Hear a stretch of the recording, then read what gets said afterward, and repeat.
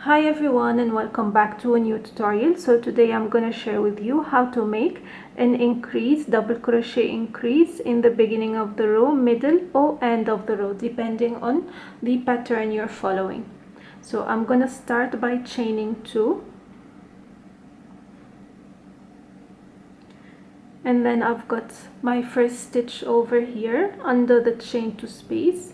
I'm going to work 1 double crochet,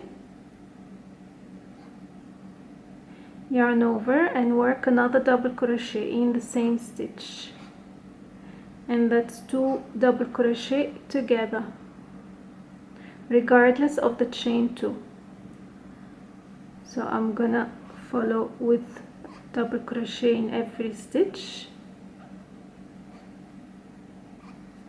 and I'm gonna make another increase in the next stitch. So 1 double crochet in the next stitch and add another double crochet in the same stitch.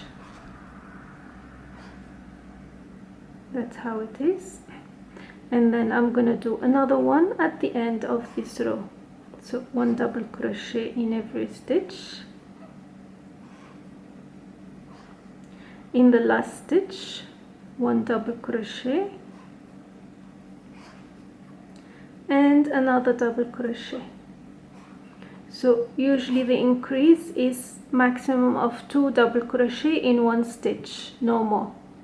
That's how you do it. Beginning of the row after the chain 2, middle of the row 2 double crochet in one stitch, and end of the row 2 double crochet in one stitch.